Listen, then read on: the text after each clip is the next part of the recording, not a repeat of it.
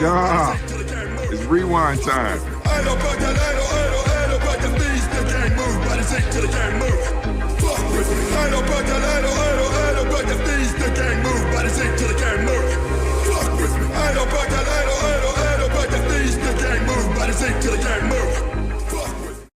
It's been over a year since we began this series. Where does the time go? Well, you might think that there isn't much reason to tread back past waters, but actually there is. For one, I'm not satisfied with how the old video turned out, in terms of editing and research. Second, a few months after the video, a Filia rework came out, and it had enough of an impact to reevaluate most of the variants. Does this mean I may remake other past videos? Maybe. Will this mark the 5th time I end up reviewing Lovecrafted? Maybe.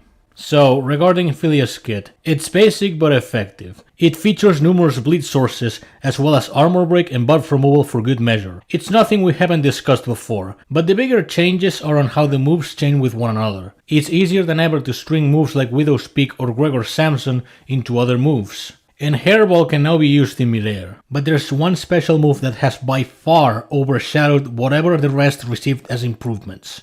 Ringlet Spike. Previously it was a fine enough move, landing about 2 or so bleeds in the opponent, but now it's a consistent 3 bleeds, going to 36% off at level 15. That's a lot of health out in a single move, and even if the cost of a level 15 is too much, 12 and 24% are respectable amounts regardless. It's such a great move that, as we'll see eventually, it even surpasses a few variants utility-wise, and this also applies to marquees.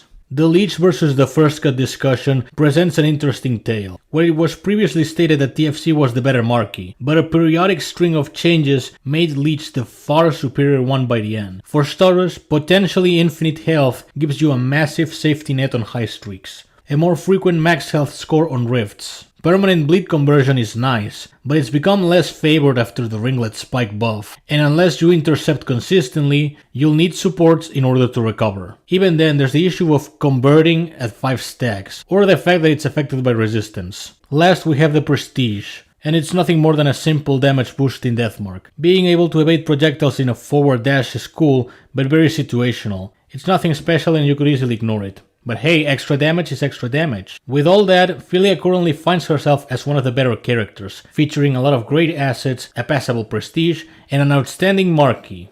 And there's also TFC, I guess.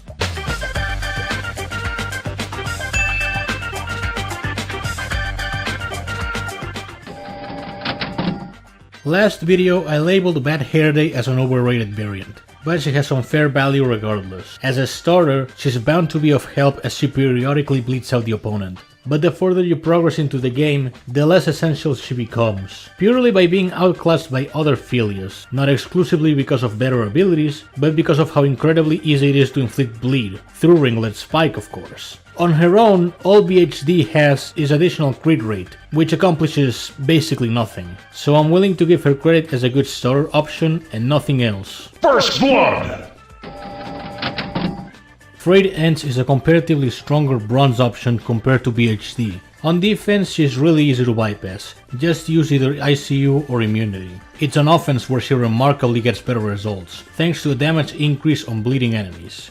Therefore, having access to bleeding moves bumps Frayed Ends upwards as a starting choice, and she can have some fair staying presence throughout the game, but she's ultimately nothing major. I forgot about that shit, dude!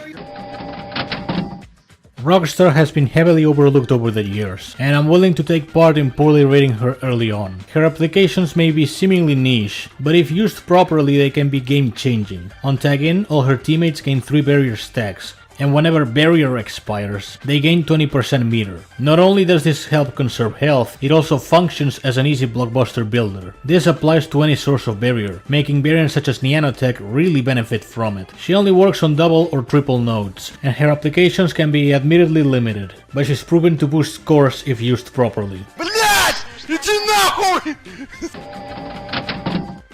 Bad Ms Frosty is an excellent Frost Armor counter, as she consistently inflicts armor break while landing critical hits, and also disables blockbusters for good measure. This allows her to dispatch most Frost Armor nodes with relative ease, coupled with the extra bleeds, and you also keep yourself safe by restricting blockbuster usage. Furthermore, any reflect damage to be suffered out of the catalyst would be both negated out of ability and recovery through leech. As a result, she's both a great starting choice with remarkable staying power, and I heavily recommend her. Dogs, shut up! Shut up! Shut up! Her apparent is a similar case to that of Bad Ms Frosty, a good starting variant with late game utility, this time in the form of easy access to haste. It's a really basic ability, but you'd be surprised how efficient it is on rifts as you rapidly charge up your blockbusters. Currently it's my go-to against any misfortune node, as both a super slow-mo counter and for keeping much stronger variants for later. The instant special reset isn't as useful, but during early game it massively compensates for the lower move cooldowns. Very effective and fun to use as a spam machine.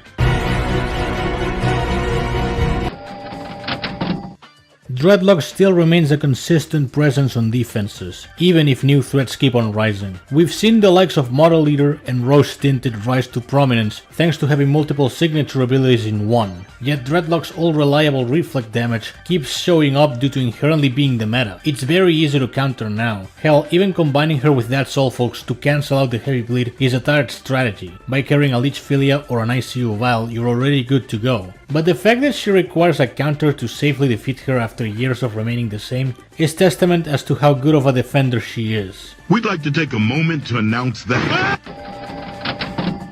Parasite Weave is the unfortunate case of a neutered variant. For many years she's been suffering from a massive nerf that limited her stun capabilities. Where she used to inflict it one after another, now there's an awkward 10-second gap between stuns. To be fair, the old ability was rather busted and it's understandable the need of a nerf. But the solution was to slap a singular slow stack, which contributes essentially nothing. The bleeds during stun are passable enough, but most bleeding moves do a better and cheaper job than investing on a Parasite Weave. So as much nostalgia as I may have, I'm afraid I cannot recommend her. Honey Walker, Second Harvest. Windswept is a very basic evade-oriented variant. Her most noticeable asset is her high base attack, but that's really it. Instantly evading projectiles is nice, but the 50% chance sucks. And getting enrage and haste out of evading attacks feels like a very weak payoff. When her apparent is able to gain haste by just using a special, doing so through evades feels more convoluted. And Windswept's haste doesn't last as long. She's cool for trying out the evasion gimmick, but there's little to no other reason to try her out. Why are you starting a subroutine? Idle Threat is one of the most sought after variants just for the palette alone. Regrettably, her ability is on the underwhelming side. It has positives, the final stand can be put to good use, and theoretically you could tank an Immoral Fiber's death with it and instantly recover the lost health. I say theoretically because it hasn't been tested that often, so it's up to speculation to see how efficient it is. And also only works on double and triple nodes.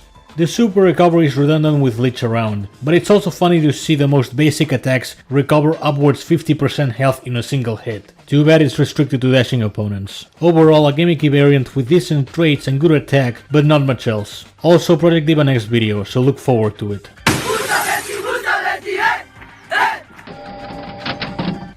Clash Cutter is on the list for the most desirable diamonds in the game at the moment. Not only does she carry remarkable strength, but she's also capable of dishing out more damage per second through heavy bleed and heal block. The former is interesting due to actually not being in Filia's kit, therefore combining with the regular bleeds for even further health loss, while the latter serves as a check for anything with recovery. The unblockables and deathmark serve as an extra bonus, although if Clash is placed on defense, it can kill a killer streak if not careful. Couple all of this with once again the Leech recovery and you get yourself a really effective defense breaker. Good morning, Glenn! Djinn Frizz is peak performance in terms of sheer offense, possessing both the highest attack among Filias and the second highest attack in general, but also being able to further increase it through permanent enrages. This is where things get a little messy, as she has a 33% odds of converting 3 buffs into enrage with a blockbuster. Not particularly ideal odds. Also, the randomized buffs are nothing more but a bonus, and they last so short you'll need to time your blockbuster usage if you aim for conversions. If it were for this ability alone, she'd be a run-of-the-mill Filia with not much to discuss. but once again the base kit and stats are what elevate her for the higher tier. Congratulations Djinn Frizz on being an enraged fire variant worth a damn. And bury you in a goddamn piano box, you